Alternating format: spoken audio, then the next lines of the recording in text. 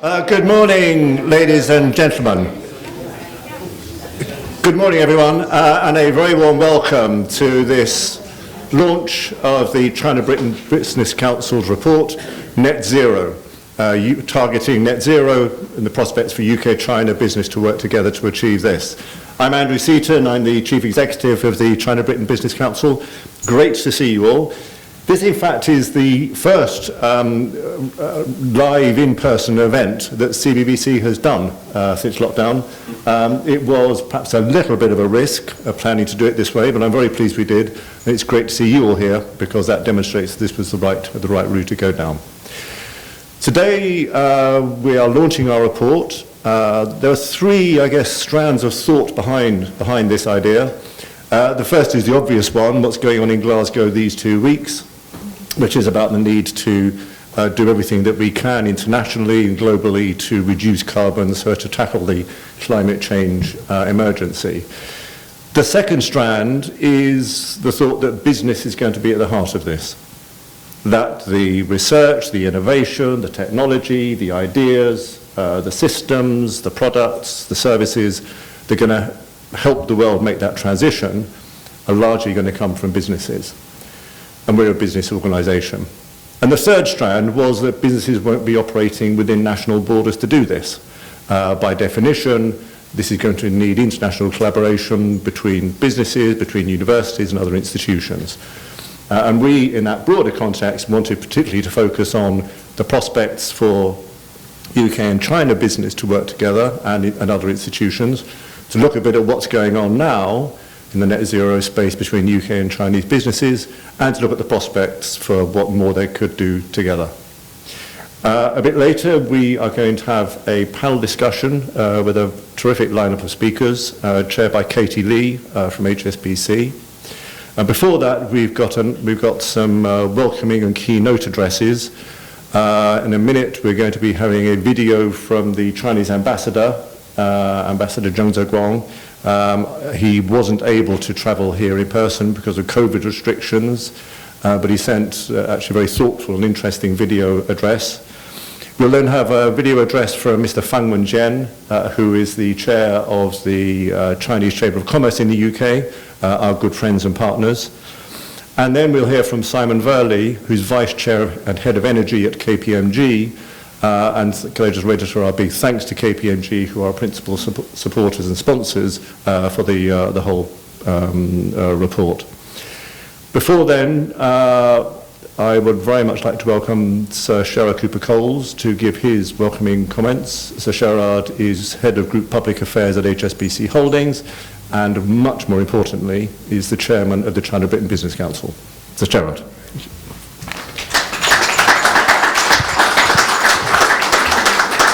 Good. Well, thank you, Andrew, and thank you so much, all of you, for coming. This is a very important report, bringing together the two countries that are really leading the world in the drive towards net zero, Zhongguo and Yingguo, China and the United Kingdom. And my Yingguo Meng, my Zhongguo Meng, my dream is to see the kind of cooperation we see reported in the paper before you today. We're enormously grateful to KPMG, the main sponsor, and Simon Verley will be speaking later. Also to the other sponsors. We've got the Wood Group, based up here in Scotland, who'll be taking part in the panel discussion later. Their slogan is, "Show us an industry and we'll show you how to turn it to net zero." And they've been helping the Cow Data Centre, for example, become the first data centre in the United Kingdom to eliminate CO2 from its backup generators. We've got Oxford Instruments here, who are part of the central, really, to the drive towards net zero, particularly in transport. We have BP, which used to stand for Beyond Petroleum, and it's wonderful to see on the streets of Glasgow the BYD Dennis buses purring around this great city. My own firm, HSBC, is proud to have sponsored the chapter on the financing of the transition to net zero. And I hate to say this in the University of Strathclyde, but our academic partner is the University of Glasgow. So thank you all for coming along for a really important launch with important contributions from the Chinese embassy and Chinese ambassador, with the Foreign Office are also supporting this, and as Andrew said, our dear friend Mr. Fan Wenjian of the Bank of China and the Chinese Chamber of Commerce in the UK. So without further ado, I will ask for the video message from Ambassador Zhang to be played. Sir Sherrod, ladies and gentlemen, dear friends, it's a real delight to join you at the launch of Targeting Net Zero, the role of UK-China Business Report. Congratulations. This report is substantive and pragmatic. It demonstrates the great potential for practical cooperation in green and low-carbon development between the business communities of China and the United Kingdom. It could serve as an important guidance for businesses from both countries and around the world. Since we are on this topic, I'd like to share with you a couple of thoughts. First, China is committed to green and low-carbon development and working vigorously to tackle climate change. In his written statement at the World Leaders Summit of COP26, President Xi Jinping made some very important proposals, such as upholding multilateral consensus, focusing on concrete actions, and on accelerating the green transition. These proposals reflect China's firm resolve and readiness as a responsible global player in international cooperation on tackling climate change. They have received positive response from the international community. China has announced the goals of carbon peak before 2030 and carbon neutrality before 2060. To achieve these targets, we are accelerating the formulation of the 1+N policy framework, which refers to policy directives published recently and the specific implementation plans, as well as supporting measures to be rolled out. China always honors its commitments. With regard to reducing the intensity of carbon emissions, we have been working very hard in the past 15 years and overachieved the climate action target for 2020. And now, to attain the goals of carbon peak and carbon neutrality, we are prepared to make even more arduous efforts. When these are achieved, we will have realized the biggest reduction of carbon emissions intensity and the fastest leap from carbon peak to carbon neutrality in world history. Externally, we have been helping developing countries meet the challenge. We have in recent years provided about 1.1 billion RMB yuan for South-South cooperation on climate response. We've also donated energy saving and new energy devices to about 40 countries. And we train 1,500 officials and technical personnel for 120 developing countries. China is always a contributor to global governance on climate response. We have faithfully implemented the Paris Agreement. We call on developed countries to shoulder their due responsibilities and take concrete actions to deliver their pledges, especially those pledges about providing financial and technical assistance to developing countries. Second, China and the UK have enormous opportunity for cooperation and should work more closely together to tap the potential. In a recent telephone conversation, President Xi Jinping and Prime Minister Boris Johnson reached important understanding on developing China-UK relations and enhancing cooperation. Both sides agreed that our two countries should maintain sound communication and work closer together, and should expand cooperation in areas of healthcare, green growth, digital economy, financial services, and innovation. This consensus at the top charted the course for the development of our overall bilateral relations, and also for the practical cooperation in green development. The report launched today maps out the areas of clean energy, green finance, and green transport. We are in favor of active expansion of practical cooperation in all these areas. I'm pleased that there is already a solid foundation for such cooperation. For example, since 2015, 4 Chinese banks in the UK have issued 9 green bonds with a value of $4.28 billion. In a few days, the Bank of China will hold a ceremony for the listing of another batch of ESG bonds at the London Stock Exchange.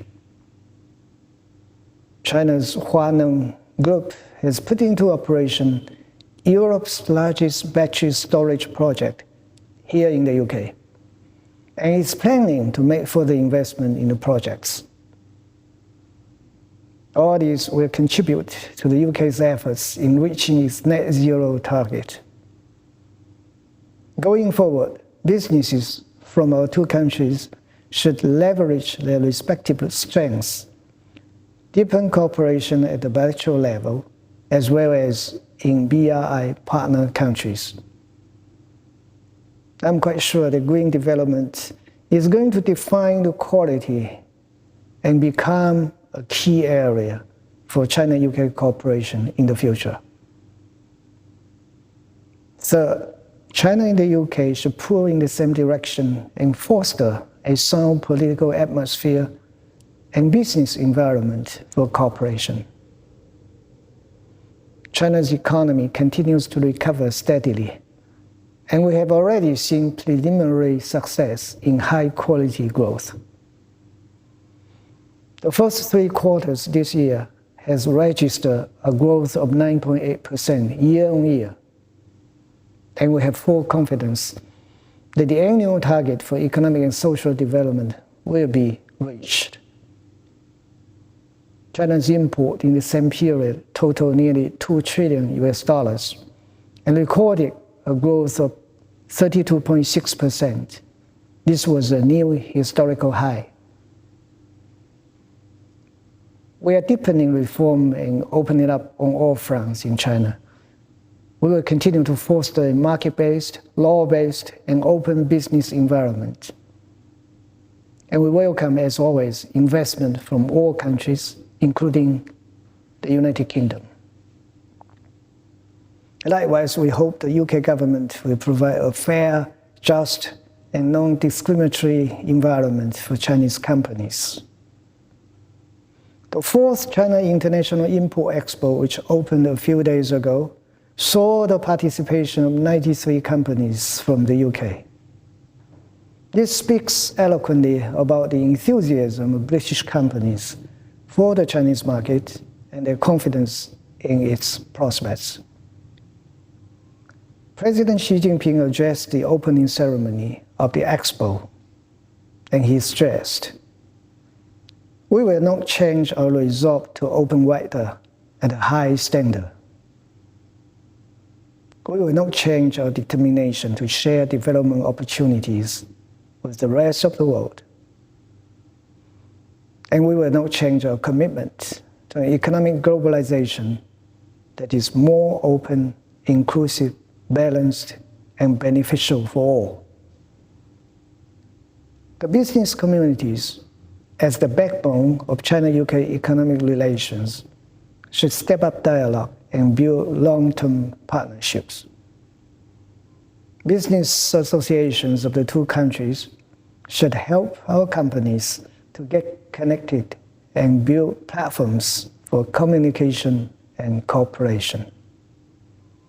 Here, I'd like to express my appreciation to CBBC. This Targeting Net Zero report is yet another example of your hard work in networking and bridging. With the support of the two governments and the concerted efforts of our business communities, I'm quite sure the China-UK cooperation on green development will bring about more tangible benefits to the peoples of our two countries and contribute to the sustainable development around the world. Once again, congratulations on the successful launch of this report. May you have a productive conference in Glasgow. Thank you all.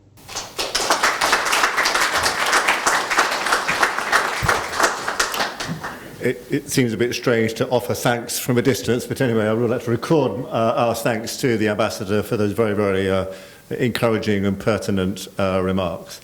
And now we have a video message from Mr. Fan Wenjian, the head of the Bank of China in the UK and chair of the Chinese Chamber of Commerce in the UK.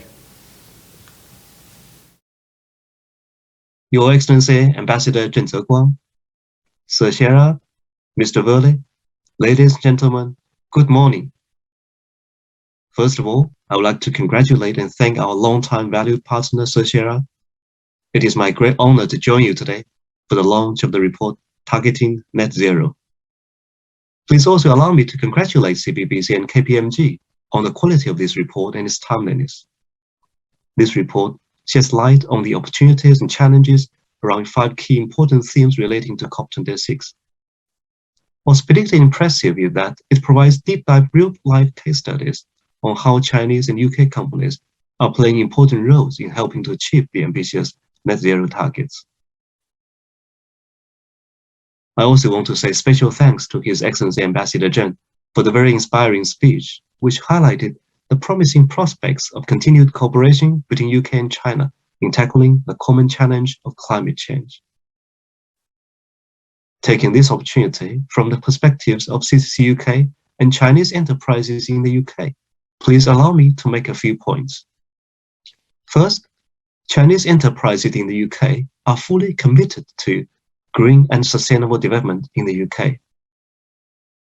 Chinese firms in the UK are responding positively and proactively to the net zero agenda and prioritizing green development in our business strategies.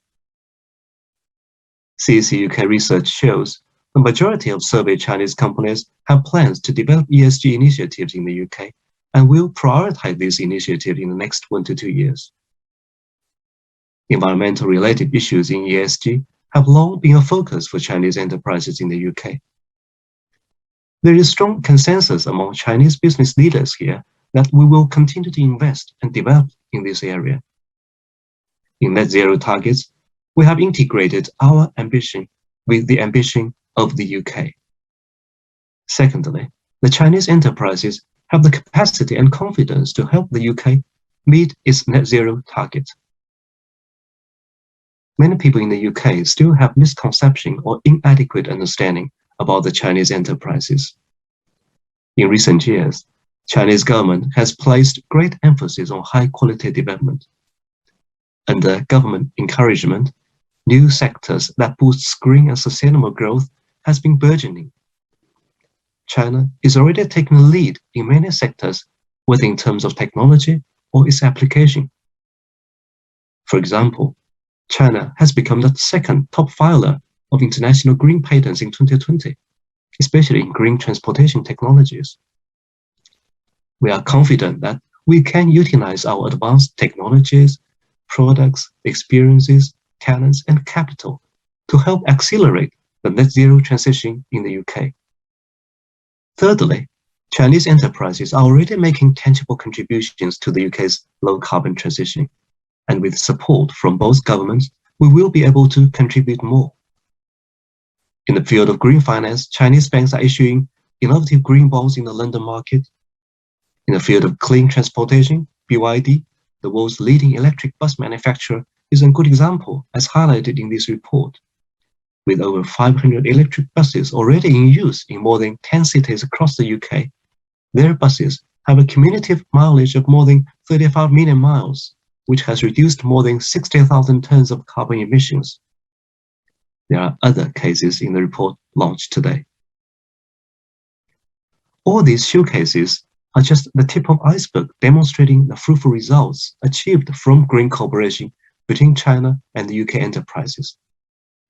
I firmly believe that, with the support from the UK and Chinese governments, with constructive atmosphere, we can provide even greater contribution towards achieving the net zero target in the UK.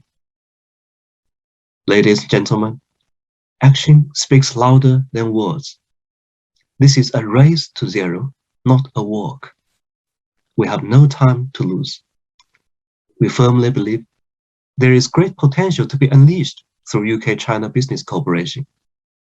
Enterprises of both countries can and should work hand in hand to tackle climate challenges together, creating benefits for our people, our planet, and our future. Finally, I wish today's event a great success. Thank you all for listening.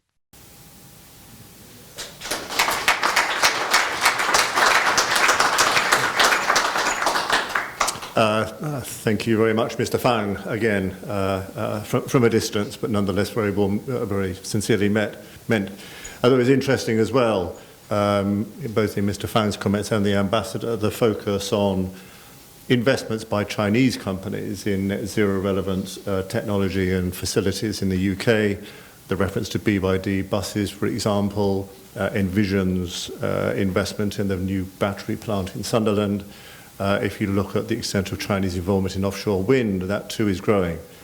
And at a time when there's, frankly, some quite ill-informed comment around about some activities of Chinese investors in the UK, it is very, very good to have those counterfactuals to point out the very positive aspects of Chinese contributions to the UK achieving its net carbon goals, just as many UK companies are working in China to help China meet those same sets of goals. To round off our opening remarks, I'm pleased to invite Simon Verley, Vice Chair of KPMG UK and Head of KPMG's energy practice here, to say a few words. And again, thank you, Simon, for your support for the project.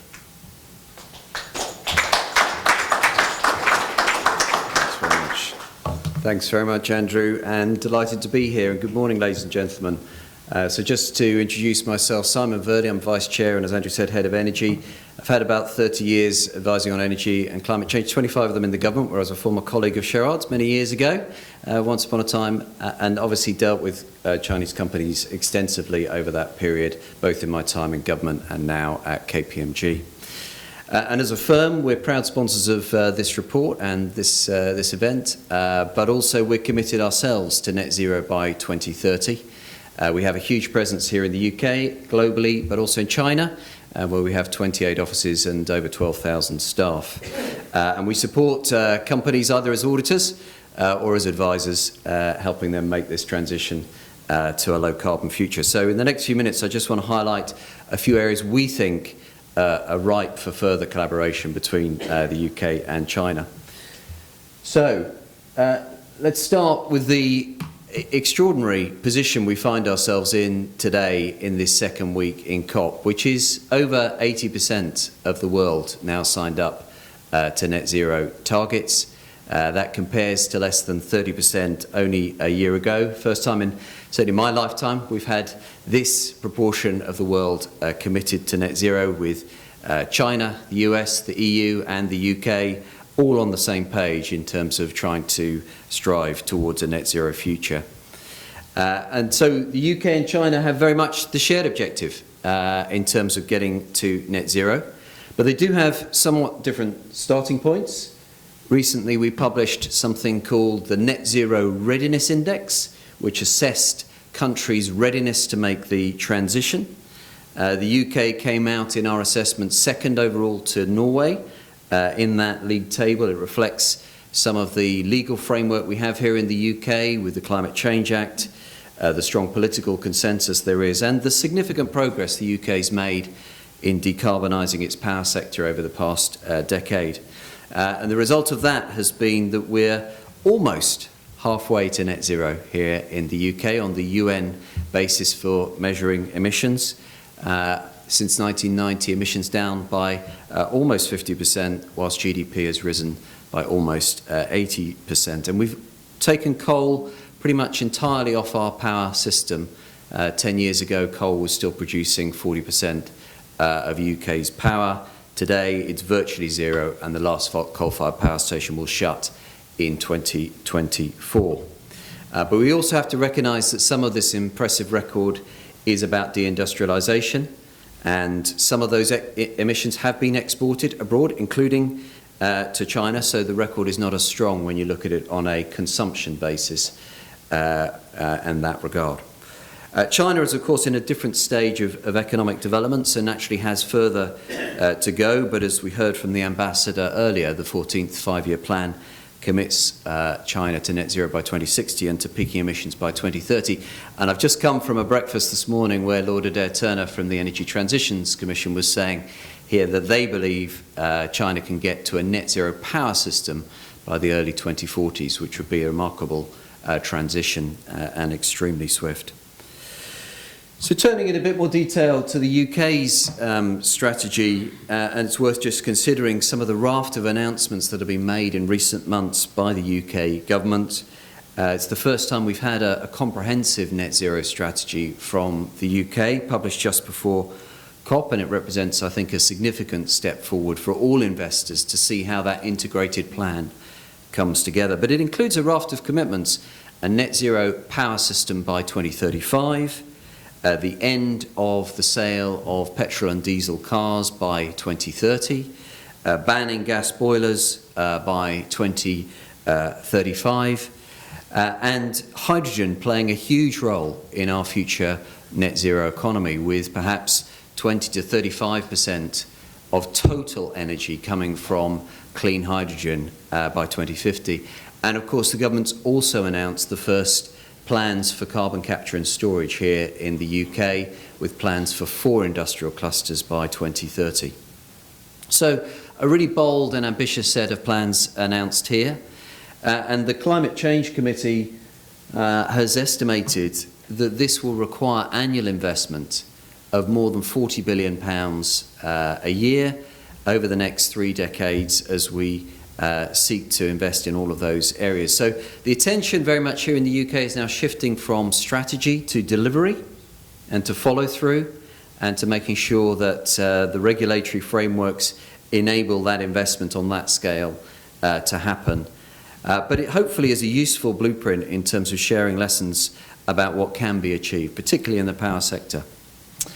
So this fourth industrial revolution, as it's often called, is bound to throw up huge new opportunities, certainly for Chinese companies investing in the UK. I won't have time to go into all of them, but I do just want to highlight some of them which I think have a global significance and are referred to in more detail in the report.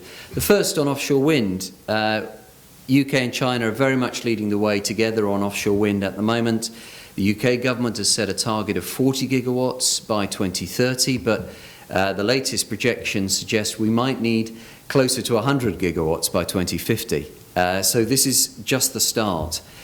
On hydrogen, I've mentioned the huge role the hydrogen economy is going to play, and I'm working with Chinese-owned companies like Northern Gas Networks and Wales and West Utilities on the future role that hydrogen can play here in the UK across all sectors: industry, transport, power, and potentially heating as well.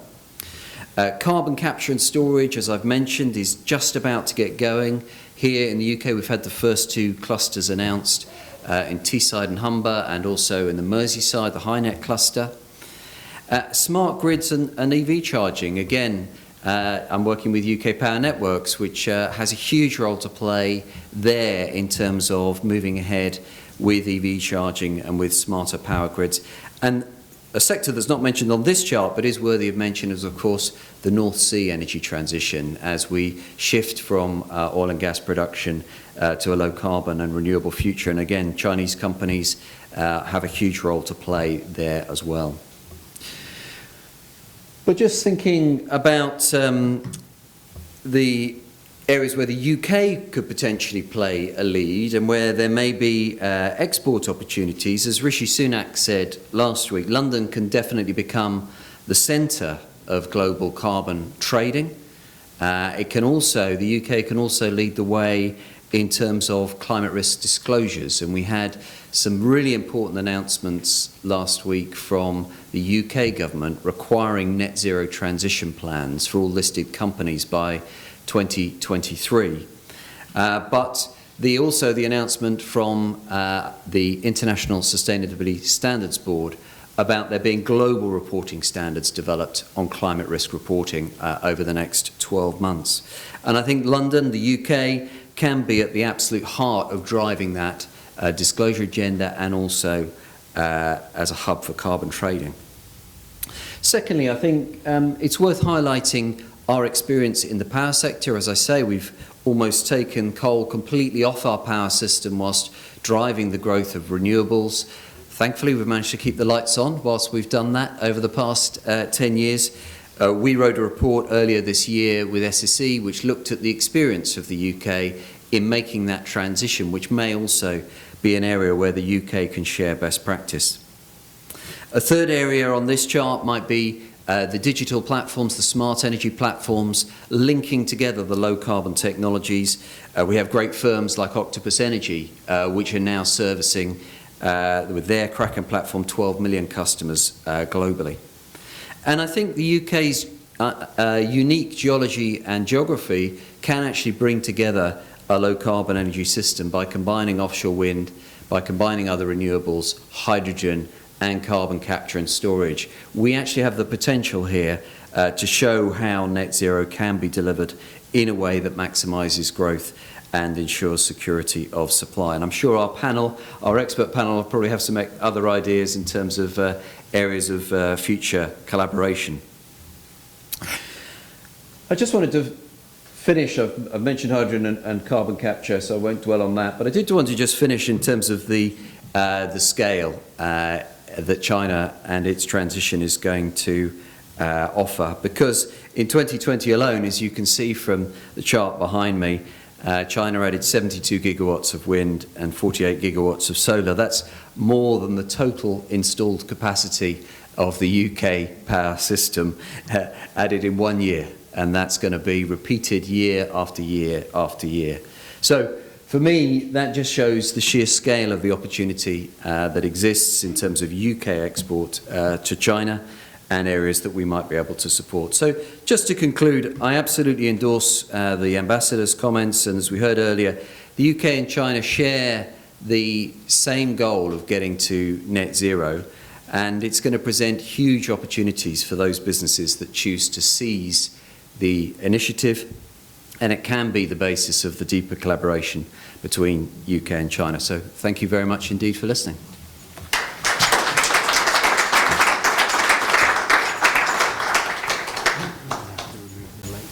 Okay. I managed without the microphone. Simon, thank you very much for those comments. Very, very much. Much appreciated. It's terrific to end up on the tone you did, talk about the opportunities that you say for UK companies in the net zero, in the zero carbon space, and particularly in relation to the scale of the opportunities you set out in China. So thank you very much indeed for that. We're now going to move on to the panel discussion, which will explore, I'm sure, many of the themes that have come out in the opening statements. And I'm delighted to invite Katie Lee, Senior China Advisor at HSBC, to take charge of the panel discussion, introduce our guests, and get us underway. Katie, over to you.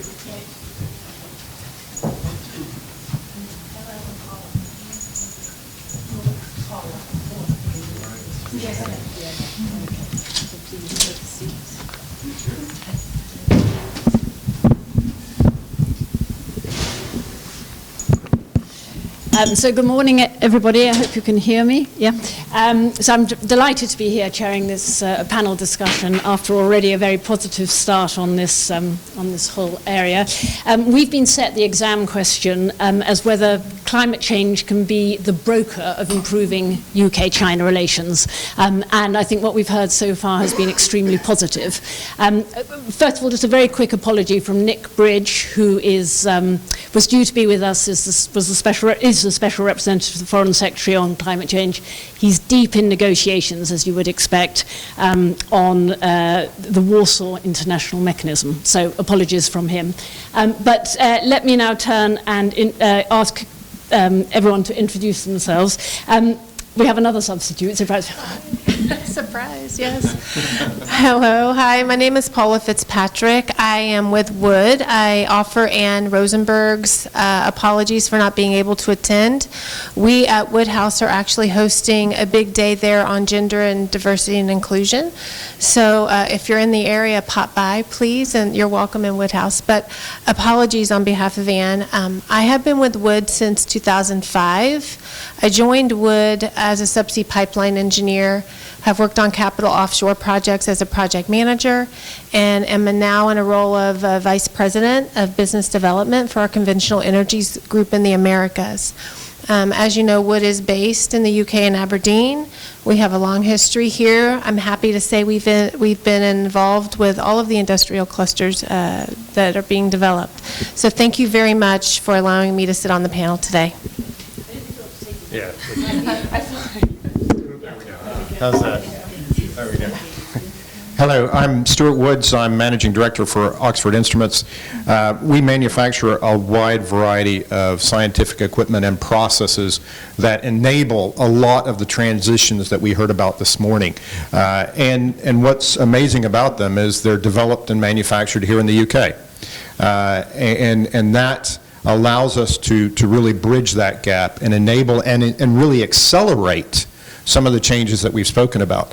And this gets into everything from car charging to battery development to even quantum computers. Myself, I've been in technology for many years, including managing and developing a startup here in the UK that we took public on AIM. So a variety of experiences in technology. Hi, my name's Ginny Yan. I've travelled up from London. Based in London, I work at ICBC Standard Bank.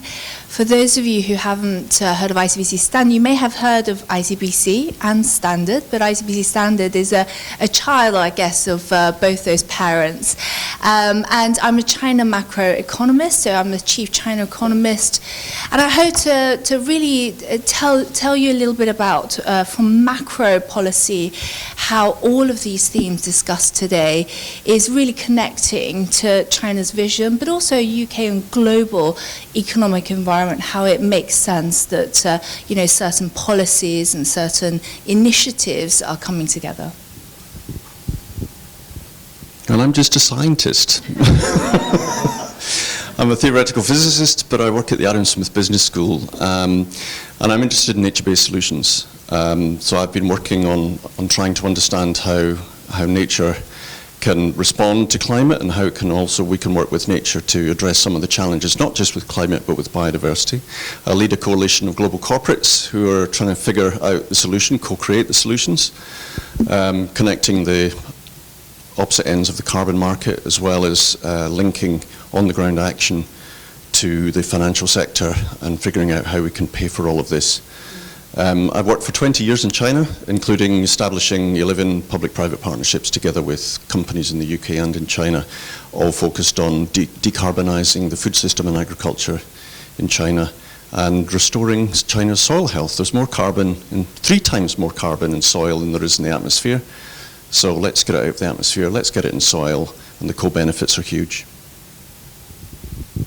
Thank you very much. Well, I think we're off already to a very positive start in answering that question.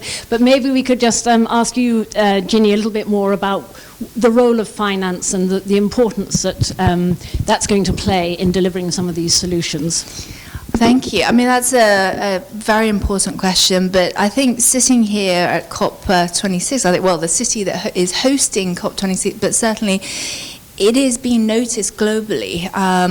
And whether it's physical attendance, virtual attendance, or those just spiritually really attending, because we can't all be in one place. For me, this, we haven't finished yet, so the week so far, or the time so far, has been all about how to mobilize the financing. And what's important, I mean, we have common ambitions and common visions. We know that. We've heard from all the speeches today that the vision towards UK's 2050, towards China's 3060 pledge, all of those are goals and visions. And how do we get there?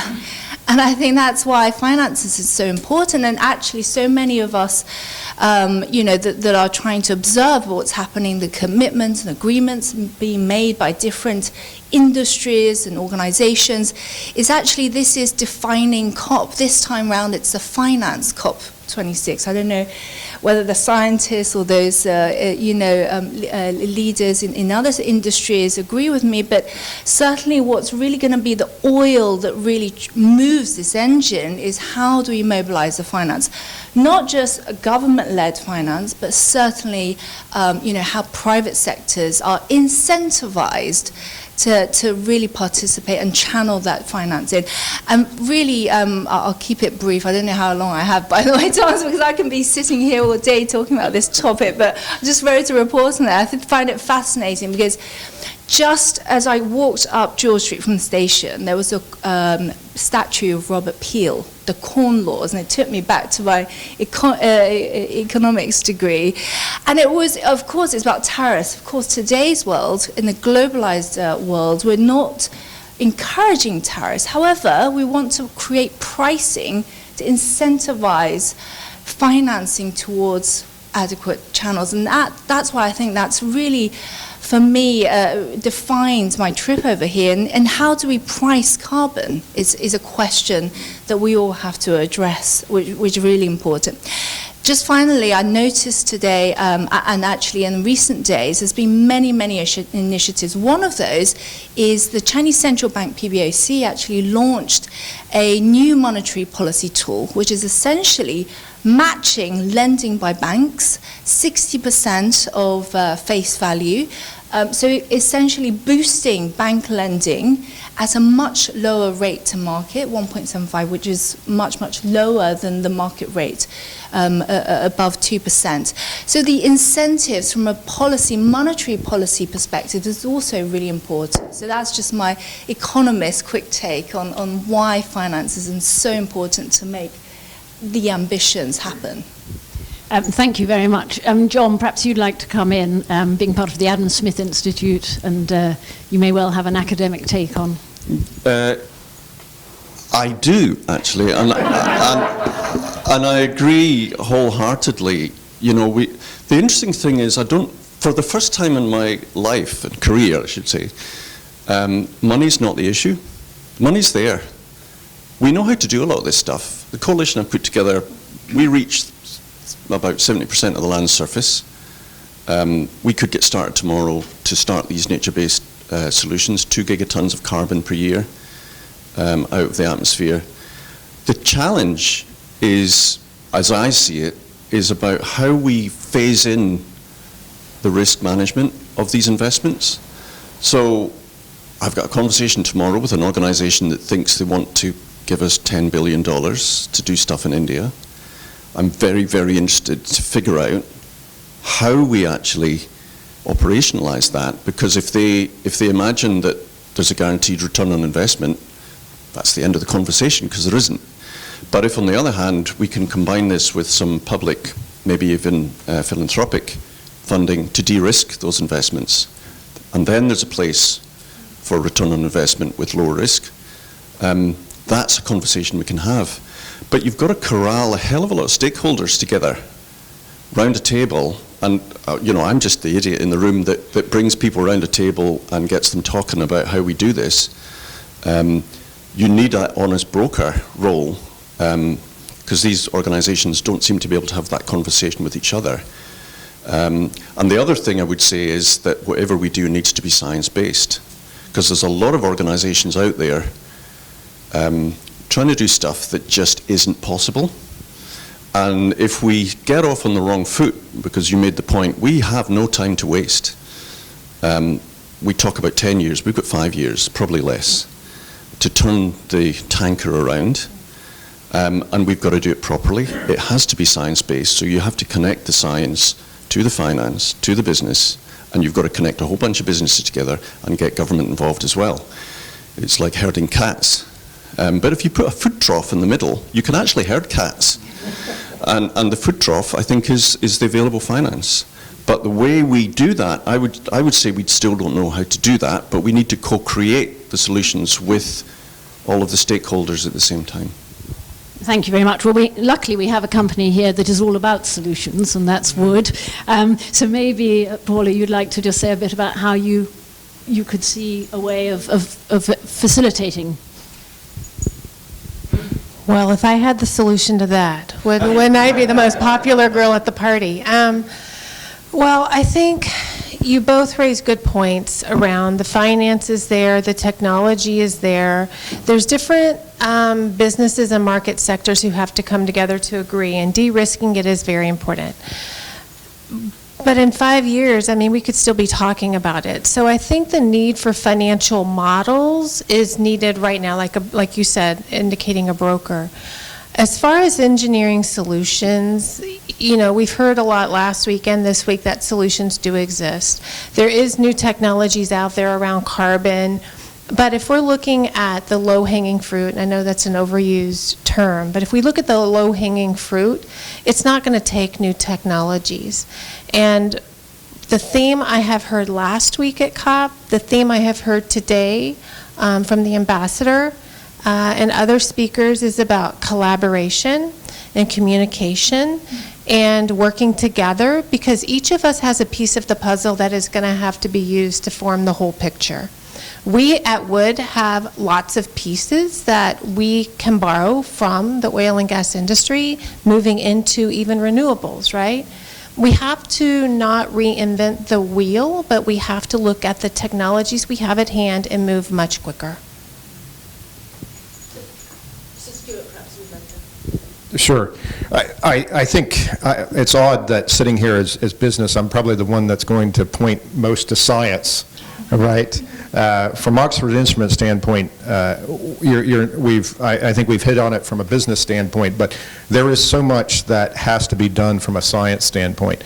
And we're certainly right on the cusp on that. If I take the speed that we can charge cars now, that's all related to material science that was developed in the past 2 years, right? If I look at the application of quantum computers now, the majority of quantum computer applications are around chemistry.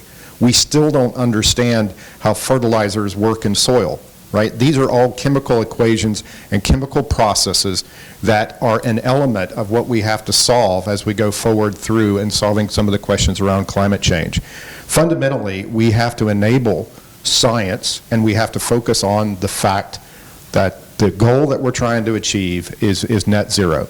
And that means removing barriers, working together, taking the funding that my other panelists have spoken about, and driving science, because fundamentally it's up to us as humans to change what we started. This is a panel discussion, but it's very much to bring in the audience as well. So I think thank you very much for setting out your stall, as it were. Are there questions? I can see Stanley's put his hand up straight away. Could someone?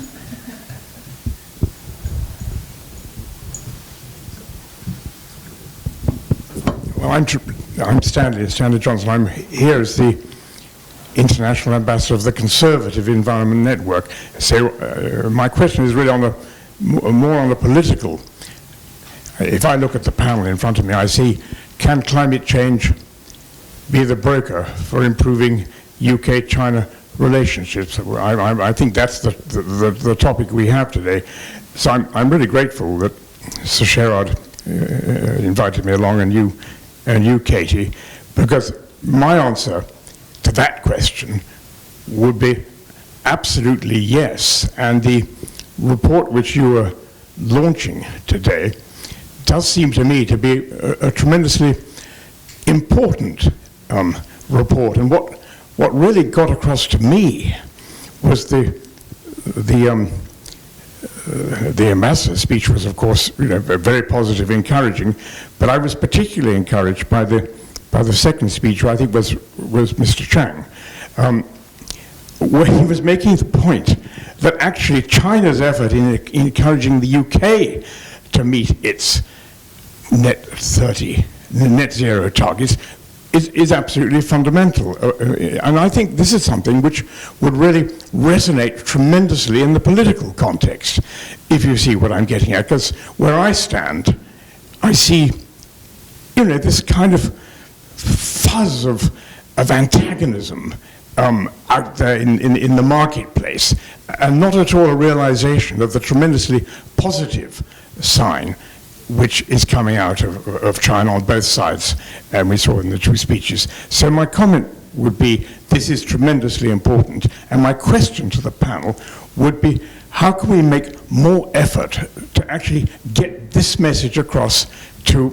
the public? For example, has this report been massively publicized, pre-publicized today? Because it's tremendously important. I hope, for example, that there's a representative from the Daily Telegraph here, but maybe not. Or have you got a special briefing lined up for the Telegraph? Anyway, that's enough from me. Thank you very much for inviting me. And Simon, if I may, wonderful. I'm a very good friend of David Sayre from KPMG, and I know he'll be very pleased that I've come here today. Thank you very much. Thank you, Stanley. Well, anything you can do to help publicise this would be much appreciated. But maybe, because the question was a little bit about the UK-China relations, some comments from the panel about whether the negativity that we hear in the relationship, broadcast loudly through our media, which we don't think is actually replicated on the ground, but are you finding that having an impact in any way on the cooperation you're having with China? I don't know if Ginny, maybe start. Maybe as a Chinese face on the panel, I'd like to just really, I thank you very much for your comments, Stanley, because I think it's so important that, personally, by the way, I'm Chinese by birth, lived in China since I was 9, came to be educated in the UK, so I really treat myself as a Chinese British person. I hold a British passport, and my children are bilingual, so my husband is British. And I feel that negativity comes from the lack of knowledge. How many kids have been to China mainland? How many kids have gone outside of Shanghai and Beijing? Not many. When I go to the schools, yes, we have great initiatives. I personally, I'm one of the ambassadors for Engage China, which is a great initiative going into schools to teach children more about China. So I think that the relationship is very much politicized by, certain disagreements on certain topics. And that's absolutely fine. We all know that politicians will disagree, right? But I think that has really diluted how much collaboration there already is between UK and China. Think about all of those projects that you talked about in India, for example. All of those are projects in third-party countries. In other destinations, KPMG is involved, all of us were involved. So China and UK has already collaborated in many projects across the globe. So in fact, from many I think directional sort of points, I think that collaboration is being diluted by the disagreements on several fronts. And I think, and I welcome really, grassroots, bottom-up education to really to understand China better. More school outreach programs to mutually beneficially understand, not from the politicians, but from children, from teachers themselves. We live in a virtual society. Why can't we use more of these virtual platforms to engage children and further education to students on both sides to really understand what's happening? Schools are doing recycling programs in the UK. In China, we have huge amounts of work going on. I really do welcome more of those fundamental bottom-up initiatives to better understand each other.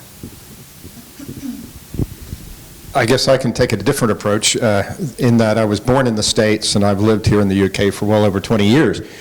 I believe, and my children have been educated here in the UK, and I think the first time I went to China was in the early 90s. It must have been 92, 91.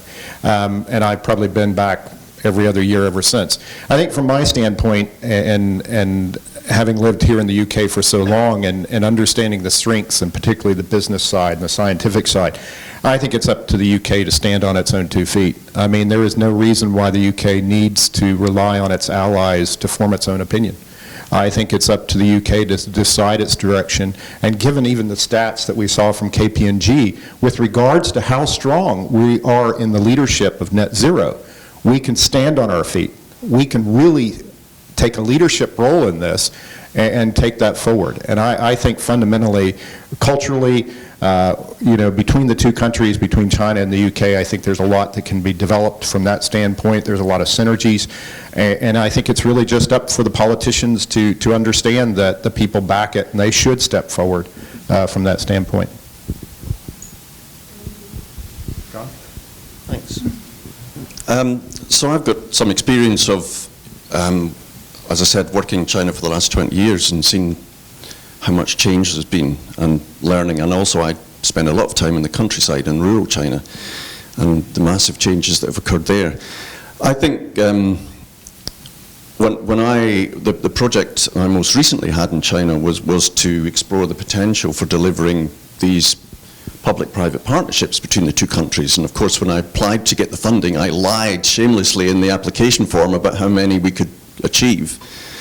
But actually, we overachieved. It was pushing an open door. I think politicians think scientists are pretty harmless. And research collaboration is an easy way to start a dialogue between countries. And we all share this challenge, right? This is not, net zero doesn't see political differences or national boundaries. The science is the same. And the opportunity to collaborate with China, from my perspective, I would love to re-engage following on that project to continue that work, because the potential that China has to contribute, particularly in the area of global food security, water security, nature-based solutions to climate, they've got a plan, and my experience is China delivers on their plans. It's ambitious, and we have a plan, and we've got a very ambitious plan, and I think together we could lead the world if we bring our science and our businesses together. And I strongly believe now that the business, and particularly the financial sector, can play a leading role in this. We need all of these agencies to come together, and if we can pull off a partnership with China, I think that would turn a lot of heads.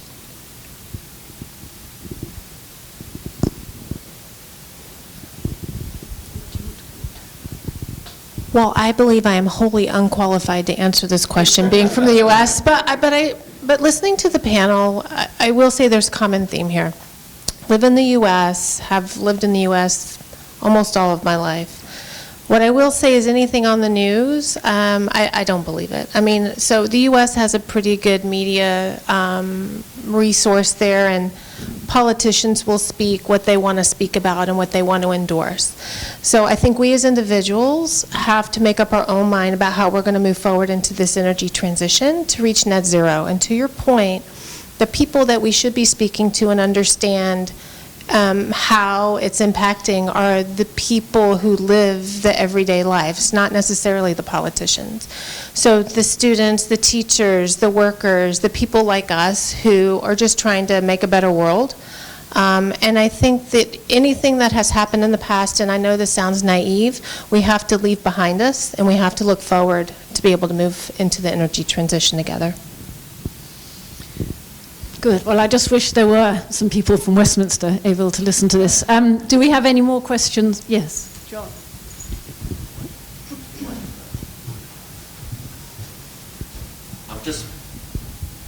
I'll just pick up on the point that Mr. Johnson said and also what Andrew said. Andrew was talking about factoids, which we could all kind of get round, understand, people in Westminster can understand. Informing people about what's going on is also crucial. I'm a senior advisor to CCC UK, and on the 25th of this month, we too are producing a report on business for the Chinese companies in the UK. And what that report will show is very much what's been said today, that the UK and China work very closely together, and the Chinese businesses are focused on making the UK a net zero environment. So we will be doing a tremendous amount of work to publicize this so that information that goes out is not about conjecture, whims, gossip. It's real facts. And if we can all start to use facts in our advocacy for China, and as ambassadors in this room, that's, I believe, what we should all be doing, then we've got a better chance of actually using net zero to help us all. Thank you.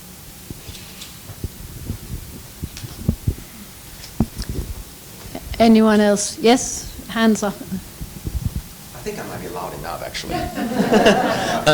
First of all, thanks everyone, and my name is George. I'm from REA, the Renewable Energy Association here based in UK. I've been working for REA for the past year, and because of where I'm from and my personal background, obviously I take a special interest in building relationship between the UK and China. But unfortunately, from my experience last year, there are a lot of instability that's happening, not just last year, probably from 2 years ago. You know, the geopolitics that we're mentioning, the pandemic that we all trying to forget and move on with. So I guess my question, and one of the biggest issue that our member and most of the company that we work with, either from, well, mostly from the UK, are how can we provide a stability to the policy, to the layout of the next few years to enable confidence for business and investors and scientists to actually put in more time, put in more effort into net zero. So I wonder if anybody from the panel or maybe from the distinguished guests around us have any take on that. Like how can we improve the stability of the next few years so we can actually carry on and we can actually deliver the result that we're expecting. Thanks. Maybe between you and I would say we have to choose some topics that are very neutral, right? I mean, I think climate change is a perfect example of how to do that. You know, if we look at any of the meteorology modeling or science modeling with regards to changes from a chemistry standpoint in carbon capture, you can develop projects that are very focused on tasks that not only is needed between the UK and China, but needed by everybody in the world. And I think it really comes down to provide that stability, you have to focus the projects in areas that are very neutral that everybody can agree on. And the beauty, unfortunately, of this topic of climate change is that scientifically you can actually pick out elements that we have to solve, right? And that's the exciting part, is there are very fundamental questions, whether it's carbon capture, whether it's elements with regards to ocean warming, you know, any variety of elemental changes that we have to really wrap our heads around. These can be modeled, they can be looked at, and you can actually slice them so that they're very neutral in that topic. And I think it's about really focusing those projects in a way that it provides that stability. And there's enough topics out there that you can do that. How's that? Does that get us started? Yeah, thank you for that. I agree completely, and what I would say is that the dialogue, particularly in the UN, is moving in the direction of converging the challenge we have with climate with the challenge we have with biodiversity. And of course, we shouldn't forget that Kunming's coming up next in spring, COP15, biodiversity. Yeah, but there's a follow-up in actually, hopefully face-to-face. In Kunming. And so there's a dialogue. You cannot fix the climate without fixing the biodiversity crisis at the same time. These two things are interlinked, and the China the same as every country, but particularly China is quite vulnerable to many of these challenges because of its geography. We have no choice. Can climate be the broker for improving UK-China relations? That's not a question. We have to find a solution to that. And if we focus on the stuff that nobody disagrees on, which is we have a climate crisis, we have a biodiversity crisis, they are interrelated, and nobody knows how to deliver the solutions on the ground. So we have to co-create those solutions as we do our best. So we can't wait. We need to start now, do the best we can, but get better at it. And the only way we'll get better at it is by working very, very closely together. I think we talked about, obviously, net zero quite a lot, but I think what's not talked about as much is transition. And I think carbon transition is hugely important for China and many emerging markets, because look at the sort of, the supply of energy shortages. If we don't transition properly, we will have these immediate problems, which kind of brings the problems home, because you're living with these problems right now. Of course, also these natural disasters that we're witnessing across Germany, across China, flooding. But I think what you talked about, the stability there, is really realizing that this is a now problem. It's not a future problem. So the question of collaboration almost, disappears. So transition is one thing that isn't being talked about enough. The other is climate resilience. I think that's another point, is the fact that by building infrastructure to become more resilient on climate change. And by the way, climate change is absolutely the fundamental problem here to solve. But actually, we talk more in the context of ESG. I think particularly in banking, we talk about ESG, the environmental, social, governance issues. And I think that's the ecosystem that we're trying to create. So whether we're talking about renewables, to create that stability, maybe we need to have a context. A context is that ecosystem of ESG, how the social aspects fits into it. Poverty alleviation, I think the report actually goes into that very neatly. I like that about the fact that we're talking about not just climate change, you're talking about standards. I think there's a chapter on standards, and that's another area where I think UK has a huge advantage globally, how to create that global standard for what does carbon neutrality actually mean? What are those standards that we're trying to set globally? So I think UK should be a lead really on global standards for ESG, absolutely. But to create the stability is to have almost a life cycle of what are we trying to achieve. And the immediate problem is that transition, and also having a vision of how to get to that ultimate aim with the ecosystem of ESG as a context. So just a bit of a plug for HSBC here. We've committed over the next 10 years to up to $1 trillion of transition finance for our customers. So yeah, the will is there. Yes. Hi there, it's David Thatcher from BSI, British Standards, so thank you for that point. It was almost scripted. I was just thinking of how I could get that into the debate. But it was really picking up on what John said, actually, this idea of the sort of honest broker, because I would say that's, I'm trying to make this to a question, not a statement. I would say that's the role of a standards body. It's a convening superpower. It's bringing together all the different stakeholders, policy owners from government to, I guess, to Stanley's point, but also industry, but also to that point about ESG, it's NGOs as well, it's academics, so it's everyone really around the table.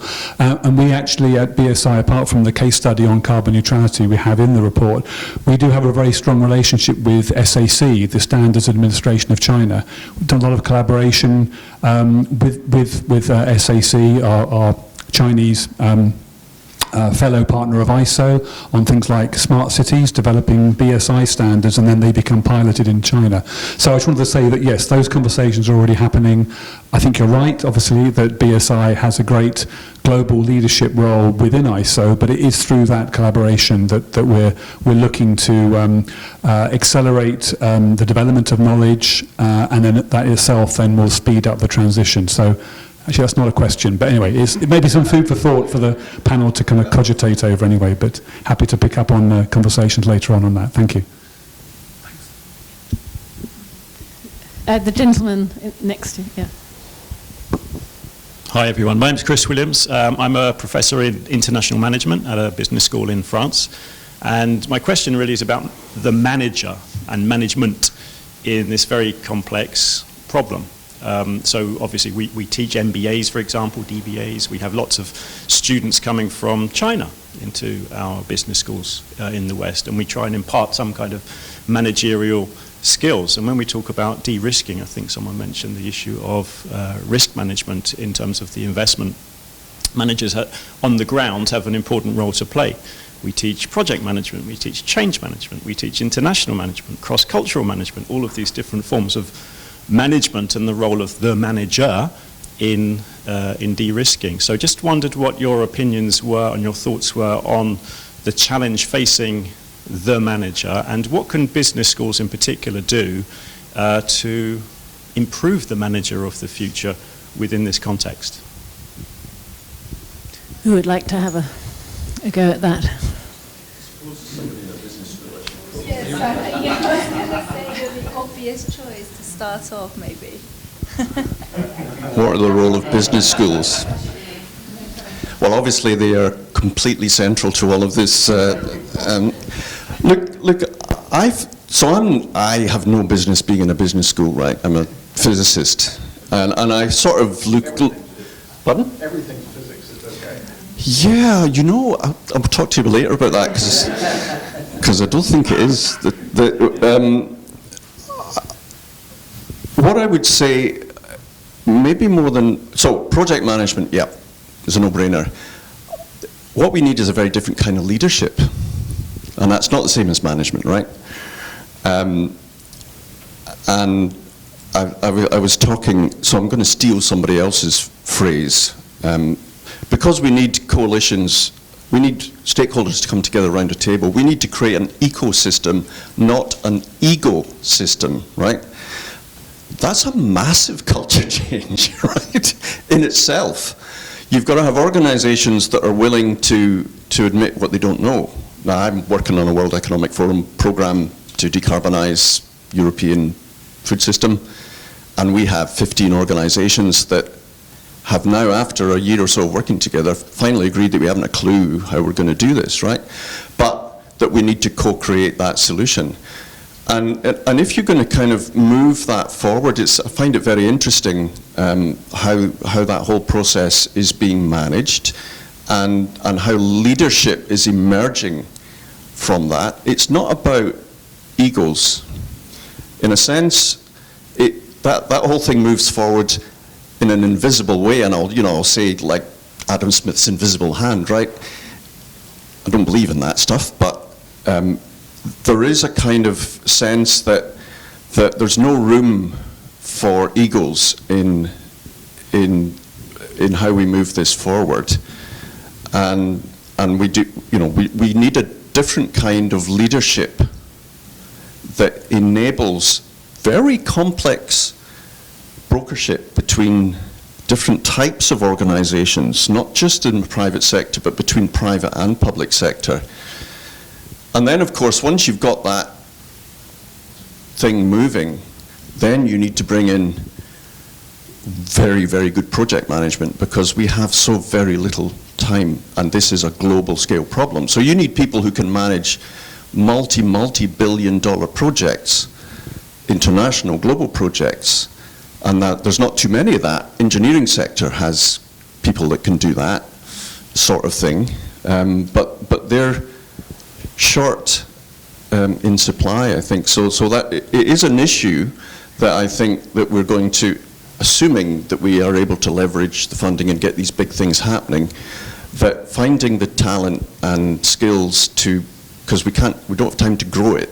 We can bring people in and get them mentored and get the experience, but we need those people now who can manage global, big scale global projects to deliver on time in multiple nations simultaneously in a very coordinated way, and that's hard. think I feel like you have an answer as well, obviously being in a management school, but just flicking through my mental notes from the management program I did, but this is the VUCA moment where we're living in. This is literally, we're living through the VUCA environment right now. And one of the things that really stuck with me about the management, courses, what we learn from these, is that you need to influence change. How do we really enable change? And I think this is where existing institutions have that role, because everyone is hoping that, pre-existing institutions are giving us an answer and a solution, and that one size fits all. It's not a one size fits all, because every country will have its vision and goal, but they will have their own solutions, their own roadmaps. So I think it's more about how do we find the skill set, as you said, how do we upskill or or channel the skills towards abilities that are able to influence the change and make that change happen. I remember the change house, you had to find the right skill sets in the different rooms to enable that management. So back to the management is, well, every one of us, whether politicians, private sector, students, teachers, we all have to manage not only the risk, but also how that balances with the opportunities, because we talk about financing, we talk about projects. To many, it is managing that risk, so that's the resilience, etc. But to others, it has to be the vision of opportunities that incentivize almost a realization of what the current problem is. I guess maybe I'll be a little more practical from a business standpoint. I absolutely agree that it's a leadership question. If you look at scopes 1 and 2, you have to just make some decisions, right? You have to do some chunking and some calculations, and you have to understand where you stand. From an Oxford Instruments standpoint, we're not entirely convinced that carbon credits and purchasing carbon credits is the right answer. You do have to be responsible. Once you get into scope 3, it really becomes what we're talking about here. Everybody is a supplier, consumer of someone else, right? And that's really what scope 3 is about.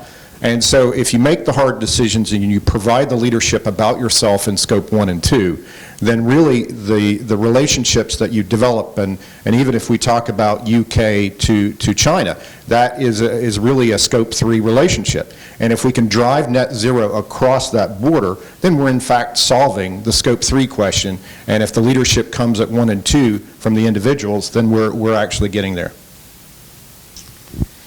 So I think some of these questions are also interrelated, and the stability of how we work together to progress projects forward leads to the business management question, which obviously we do need business managers. We need project managers.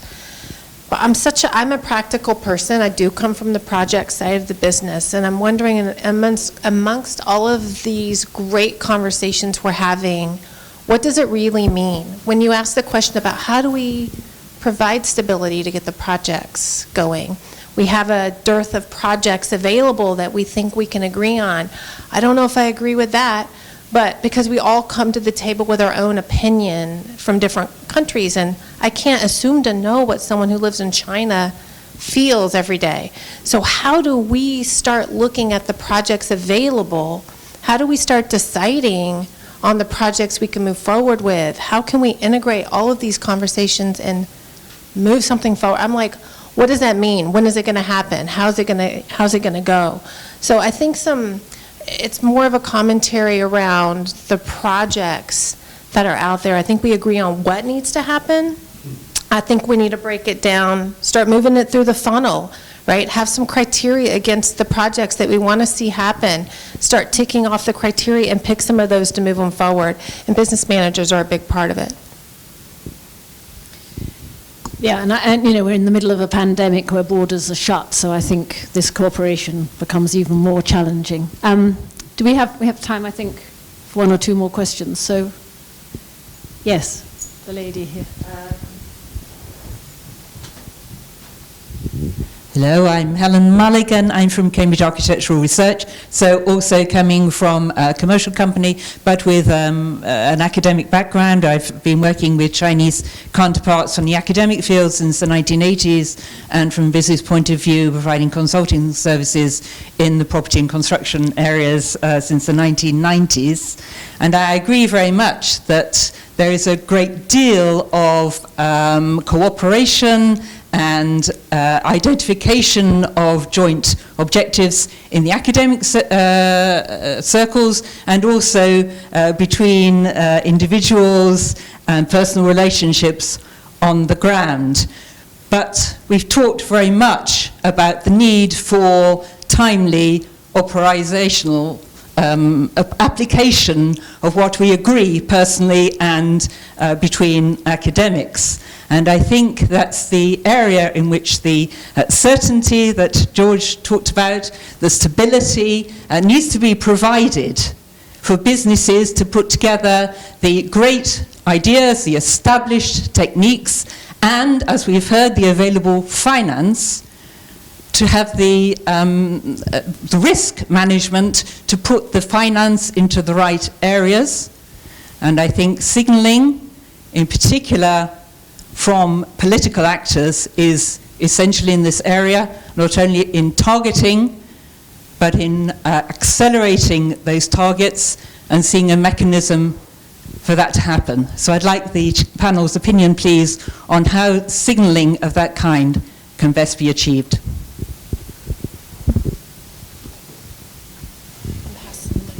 We'll start with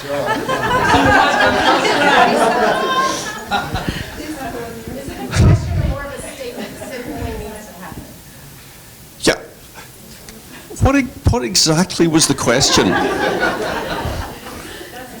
What would you like to see happening on the political level? Operationalise what you're talking about. Oh, blimey. You know,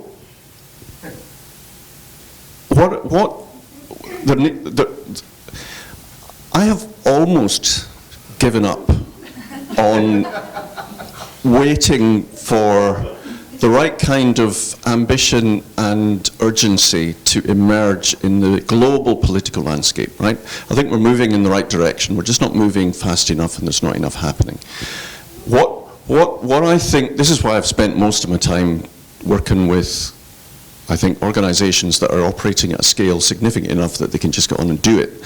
And hopefully what we can achieve by just doing stuff, just making a start, we can start to draw in the political pieces.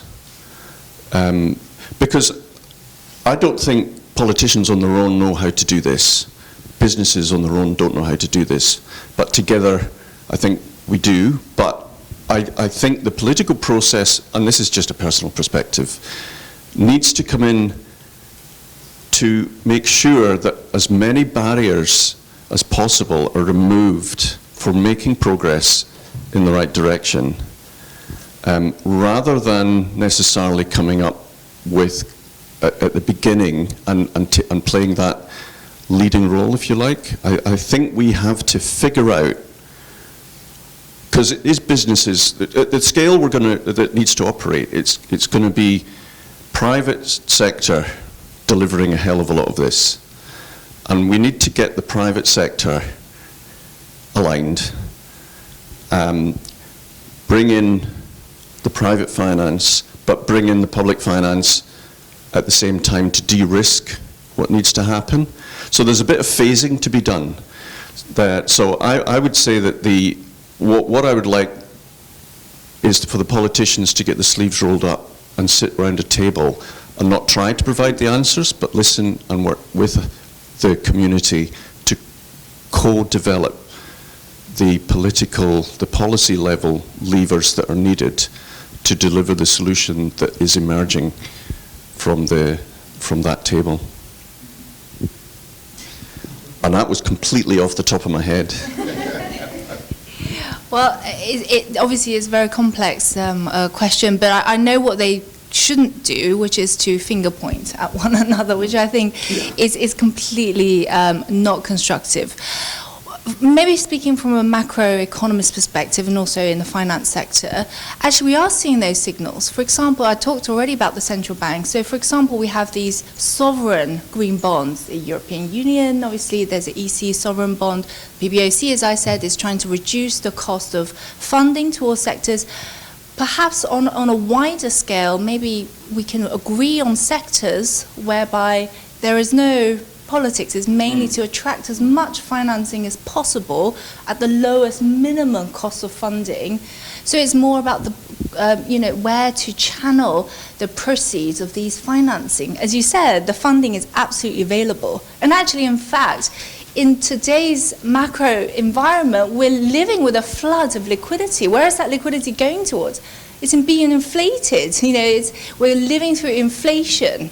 We're really risking, stagflation, because unless we filter it channel it into efficient sectors where it makes economic sense, and obviously this is where, the economic efficiency theory comes into, where do we mobilize those resources where it's needed? And right now, it is exactly what we've been talking about. So whether politicians can agree on specific areas to collaborate and mobilize the finance, the skill sets, the standards that are adequate enough to make sure it's a global initiative and global vision, put aside the politics. I think that would be a good signal, at least to the markets, on where to start. They get politicians to put aside the politics. I was going to actually just say, let them get out of the way. I mean, it's funny, when I go around our production floor, I can actually have a scope 1, 2, and 3 conversation with the folks that build our equipment, right? They've done enough. The internet is a very educational tool, and we've been in a pandemic for a number of months now, and they've read a lot, and everybody understands this. And I think, to a large extent, I would encourage the politicians to not roll up their sleeves, but just sort of step out of the way. I think the good is there in the people. We understand what we have to do, and we just have to get on with it. And I think anything that slows that down is just going to delay, and make it worse and bring in the inevitable. And I think at times, it just, it's one of these things that is just so frustrating that we have to just keep pushing and pushing. I think a lot of the change will come from the private sector, but I look to our public officials to remember that they're diplomats, not necessarily politicians all the time. They need to start working together, and really they need to clear policy hurdles for us to be able to go into and do projects globally. So we started with the question of whether climate change could broker an improvement in UK-China relations. And I think the power and the positivity of the existing cooperation and the potential for cooperation is so strong that we need to be sending that messages up to our politicians so that they hear this.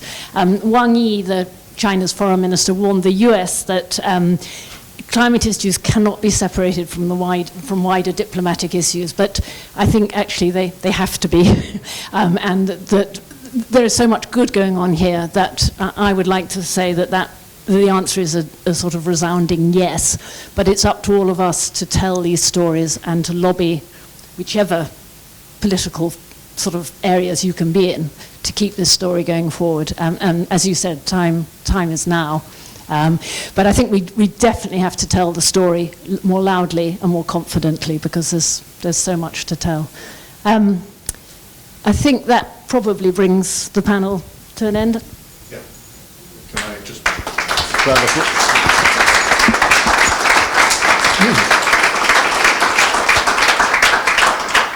Katie, Paula, Stuart, Jenny, John, thank you ever so much. A terrific discussion which went into all sorts of very interesting, illuminating areas.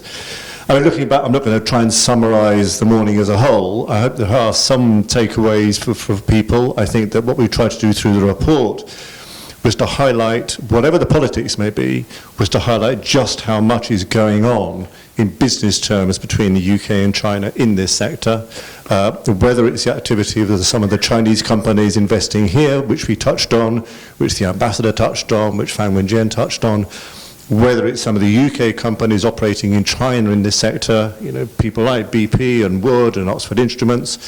And a couple of days ago I was talking to Johnson Matthey, big UK company, entirely below the radar, doing a huge amount of work in China in areas like fuel cell membranes, critical to fuel cells of the future, in hydrogen technology.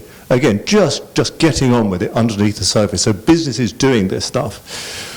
So I hope we've illuminated some of that. I hope that through our report we've also, and we're going to be working on this, using this to highlight to UK business the opportunities moving forward in this sector.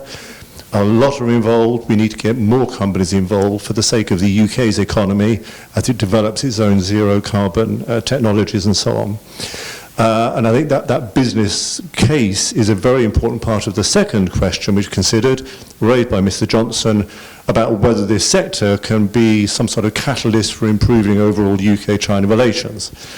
Now, I think actually, if you look at the statements by President Xi, if you look at what Boris Johnson has said, it is recognised between the two governments that this has to be an area where the UK and China have to work together, firstly to tackle the problems, but secondly because we can be very, very good partners in respect of complementarity, technologies and so on.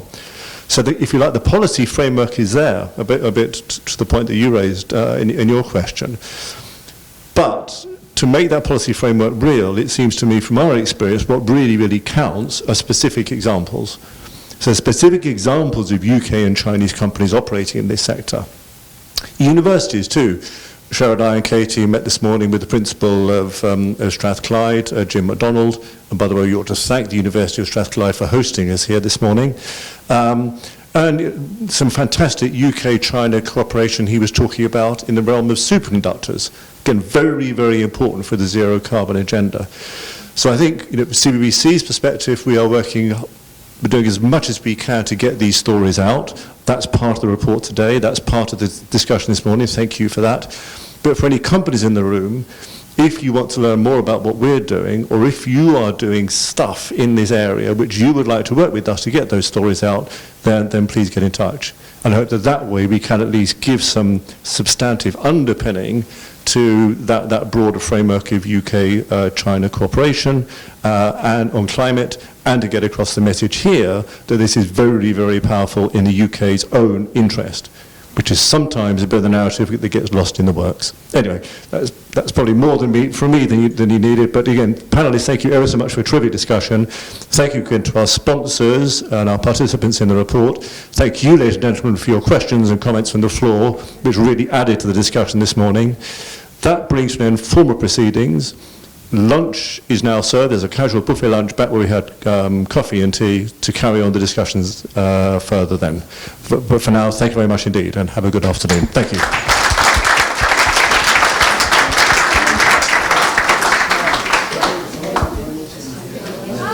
Pleasure. It's a pleasure. Thank you for having me. Thank you. That's right. Thank you. I thought I was down to 3 at one point. I'm always here to represent.